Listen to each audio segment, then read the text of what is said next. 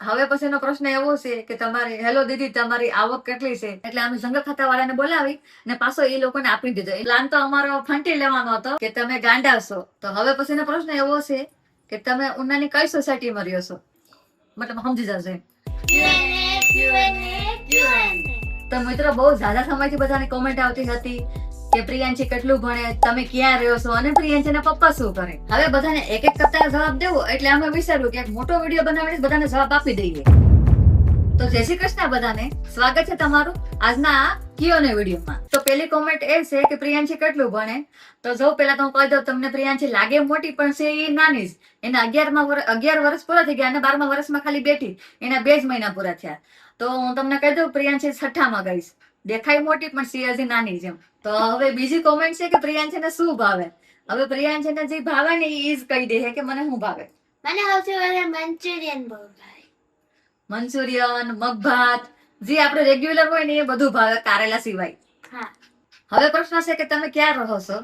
તો અમે ગીર સોમનાથ ઉનામાં રહીએ છીએ. તો હવેનો પ્રશ્ન એવો છે કે દીદી પ્રશ્ન તો કઈ નથી, પણ તમે રોજ રોજ વ્લોગ મૂકો, તમારો વ્લોગ જોવા બહુ ગમે. તો જો તમને અમારો વ્લોગ જોવા ગમે એના બદલ થેન્ક યુ દિલથી. ને બસ આવી જ રીતના સપોર્ટ કરતા રહેશો એટલે અમે રોજ રોજ બ્લોગ મૂકશું. એ પછીની કોમેન્ટ એવી છે કે તમારી સરનેમ કઈ છે ને તમે ક્યાં રહો છો. તો અમારી સરનેમ છે પંપણિયા ને અમે રહીએ છીએ ઉના, ગીર સોમનાથ. તો હવે પછીનો પ્રશ્ન એવો છે કે પ્રિયાંશી કેટલા વાગે સ્કૂલે જાય અને કેટલા વાગે સ્કૂલેથી ઘરે આવે. તો સ્કૂલનો ટાઈમ તો પ્રિયાંશીનો સવારનો જ છે, એટલે સવારે 7:30 વાગે જાય અને 12:30 વાગે પાછી ઘરે આવતી રહી. તો હવે પછીનો પ્રશ્ન એવો છે કે આંટી તમે તમારા મમ્મીને વ્લોગમાં લ્યો ને. તો મમ્મીનું તો એવું છે, કોઈક દીક આવે કોઈક દીક ના આવે. અત્યારે મમ્મીને મારે એવું છે કે વોકિંગ કરવા અમે રોજ જઈએ એટલે રોજ આવશે જ વ્લોગમાં એમ. બાકી તો કઈ નક્કી ન હોય, કેમ કે મમ્મી એનું કામ કરતી હોય ને હું અહીં ઘરે મારું કામ કરતી હોય, એટલે હું એને લઈશ તો ખરી વ્લોગમાં, રોજ આવશે, તમે એની ટેન્શન ના લેતા એમ. તો હવે પછીનો પ્રશ્ન એવો છે કે તમે ઉનાની કઈ સોસાયટીમાં રહ્યો છો. તો અમે ઉનાની સોસાયટી તો નહીં, પણ અમે વેરાવળ રોડ ઉપર રહીએ છીએ. તો હવે પછીનો પ્રશ્ન એવો છે તમે કચ્છ આવો માતાજીના મઢે જાઓ ત્યારે રસ્તામાં અમારું ગામ આવે તો તમે અમને મળવા જરૂર આવજો. તો હા કેમ નહીં, જો માતાજી અમને બોલાવે.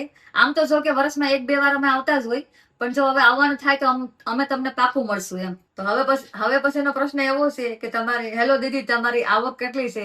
તો અત્યારે તો અમારી આવક કાંઈ નથી, અમે બેરોજગાર છે. મતલબ અમારી આવક અત્યારે કાંઈ નથી, અમે યુટ્યુબ માંથી કઈ પણ નથી કમાવતા બસ.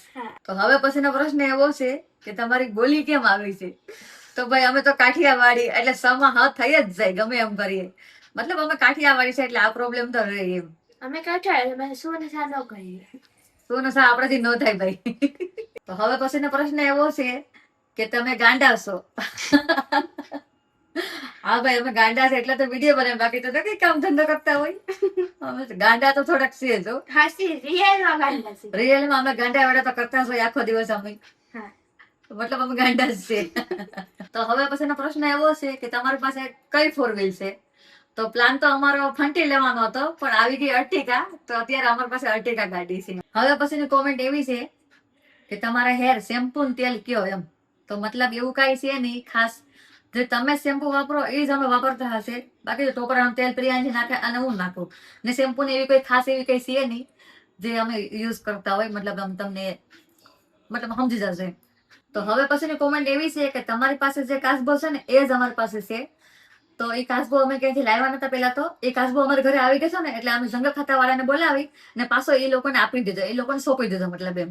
તો હવે પછીનો પ્રશ્ન એવો છે કે તમારા વિડીયો બહુ સારા હોય છે. જો તમને અમારો વિડીયો ગમો એના બદલે બહુ બહુ આભાર. તો તમે આવી જ રીતના અમારા વિડીયો હોતા રહેજો ને આવી જ રીતના કોમેન્ટ કરતા રહેજો તો અમને બહુ સારું લાગશે. તો બસ આજના વિડીયોમાં એટલું જ. મોસ્ટ ઓફ મેં બધાની કોમેન્ટનો જવાબ આપી જ દીધો છે. અને જો કોઈ પણ રહી ગયું હોય, કોમેન્ટનો જવાબ મેં ન દીધો હોય તો માફ કરજો, કેમ કે બધી કોમેન્ટનો જવાબ દેવો એક જ વિડીયોમાં પોસિબલ નથી. અને હા, આપણી ચેનલમાં 10,000 સબસ્ક્રાઈબર કમ્પ્લીટ થઈ જાય એટલે આપણે પાછો Q&A વિડીયો બનાવશું.